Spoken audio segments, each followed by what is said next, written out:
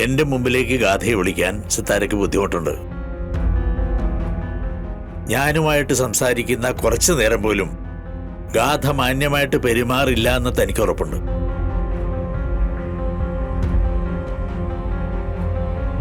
എനിക്ക് ഗാഥ മോളോട് സംസാരിച്ചേ പറ്റൂ.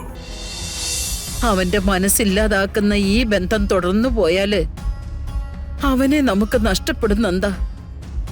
എന്ത് തീരുമാനിക്കാനുണ്ടെങ്കിലും ഈ ഒരൊറ്റ രാത്രിയേ ഉള്ളൂ.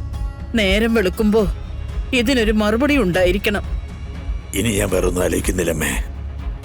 നാളെ നേരം വെളുക്കുമ്പോ ഞാൻ സിത്താര അടുത്ത് പോവും. കാര്യങ്ങൾ വിശദമായിട്ട് സംസാരിക്കാം. നമുക്കിനി ഇങ്ങനൊരു ബന്ധം തുടർന്നു പോകാൻ താല്പര്യമില്ല എന്ന് തന്നെ പറയാം. അവൻ വിഷമിക്കും. അവനെ നമ്മൾ ചതിച്ചതാണെന്ന് അവൻ നമ്മുടെ മുഖത്ത് നോക്കി പറയും. അതൊക്കെ നേരിടാനുള്ള ത്രാണി വേണം നമുക്ക്.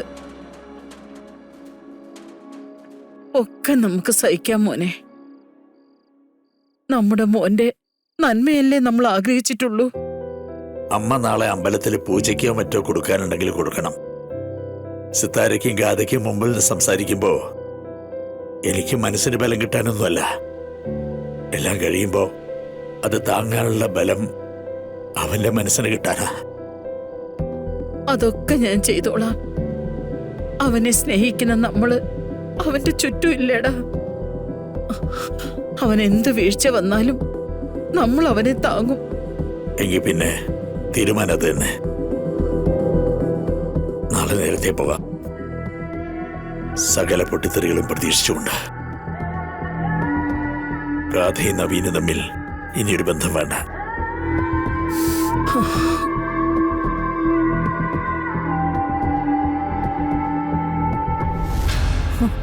മൂർത്തി, നേരെ ചൊവ്വ എഴുന്നേറ്റ് നിൽക്കാൻ കഴിയാത്ത ഒരു തള്ള ഒരു മോളും. അവരൊന്ന് പേടിപ്പിക്കാൻ പോലും ആയില്ല തന്റെ ആ ടാർസനും കൂട്ടർക്കും. അല്ലേ മൂർത്തി? അവര് പരമാവധി ശ്രമിച്ചതാണ് മാഡം.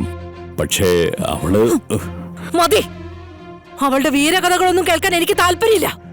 അനിയൻ കുഞ്ഞിന്റെ രക്ത അവള് പൊരുതും. അക്കാര്യത്തിൽ എനിക്ക് ഒരു സംശയവുമില്ല. ഇനി എന്താ ചെയ്യേണ്ടെന്ന് മാഡം പറഞ്ഞാ മതി.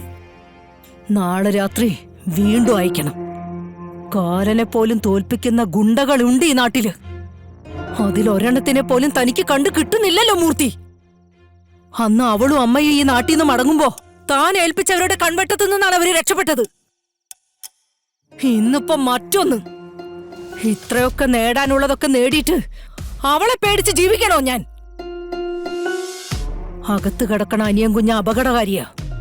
പുറത്ത് നിൽക്കുന്ന അവന്റെ മകളും അപകടം വിതയ്ക്കുന്നവളാ. ക്ഷമിച്ച് കാത്തിരുന്നോ അവള് നമ്മുടെ തലയ്ക്ക് മേലെ പറക്കും. ഏതെങ്കിലും വിധത്തിൽ അവളെ അവസാനിപ്പിച്ചേ പറ്റൂ.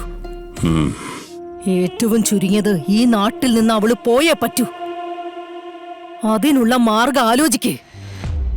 പണം എത്ര ചെലവായാലും അതെനിക്കൊരു പ്രശ്നമല്ല. മനസ്സിലായോ മൂർത്തിക്ക്? മനസ്സിലായി മാഡം. ഞാനൊന്ന് ശ്രമിക്കട്ടെ.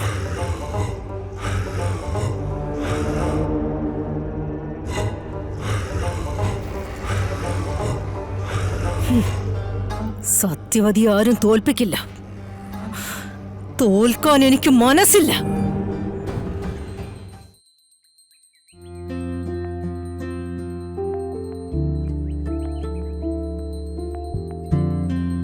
നാഗദൈവങ്ങളെ, നവീന് ഒരാപത്തുമില്ലാതെ കാത്തോണേ.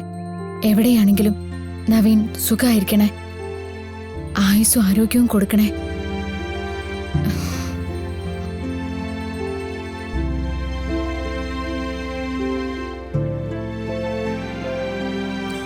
പ്രസാദം.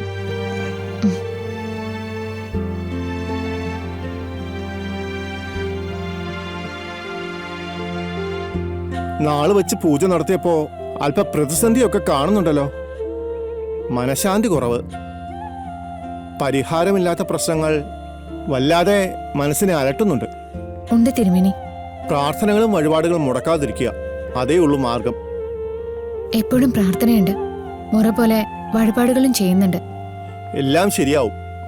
പ്രതിബന്ധങ്ങളിലൂടെയാണ് യാത്രയെങ്കിലും അവസാനം എല്ലാം മംഗളമാകും. താലി കെട്ടിയ പെൺകുട്ടിയുമായി ആയുസോടെയും ആരോഗ്യത്തോടെയും ഒരുപാട് വർഷം മുന്നോട്ട് പോകുമെന്നാ കാണുന്നേ. ഈശ്വരൻ അനുഗ്രഹിക്കട്ടെ.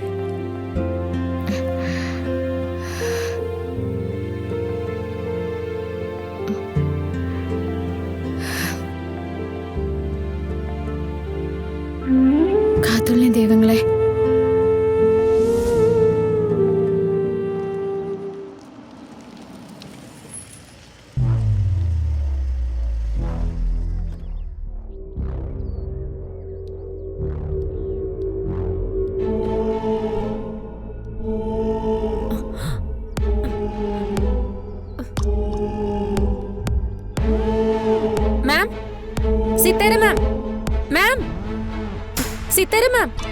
മാം. എന്താ സിനി, എന്തു പറ്റി? മാം, നവീന്റെ അച്ഛൻ വന്നിട്ടുണ്ട്. എവിടെ? പുറത്തെത്തിയതേ ഉള്ളൂ. ഈ വരവിൽ എന്തോ കുഴപ്പമുണ്ടല്ലോ സിനി. ഒരു കാര്യം ചെയ്, ഞാൻ അങ്ങോട്ട് ചെന്ന് സംസാരിക്കാം.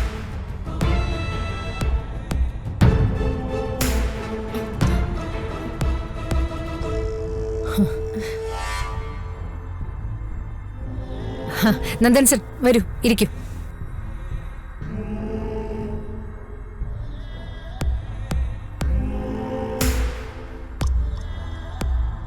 സിത്താരെ, എനിക്ക് കുറച്ച് സംസാരിക്കാനുണ്ട്.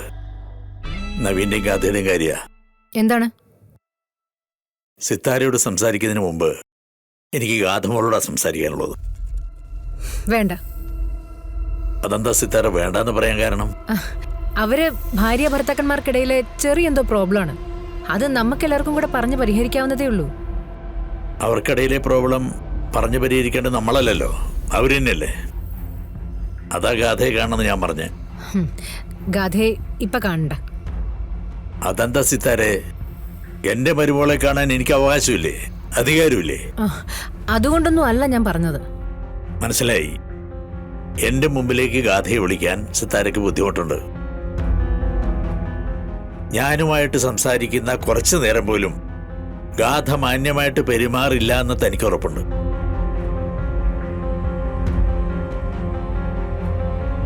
എനിക്ക് ഗാഥ മോളോട് സംസാരിച്ചേ പറ്റൂ. അതിനൊരു മാറ്റമില്ല.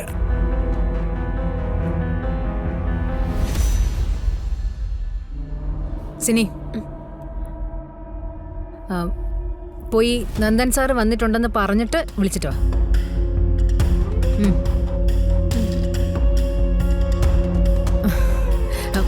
കുടിക്കാൻ ചായ എന്തെങ്കിലും എടുക്കട്ടെ സാർ? വേണ്ട സിത്താരെ, മോള് വരട്ടെ.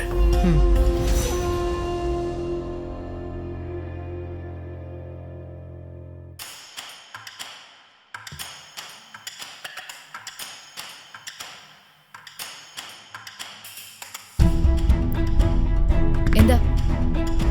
തിരക്കും വേണ്ട, മോളിരിക്കെ. അച്ഛൻ പറയാം.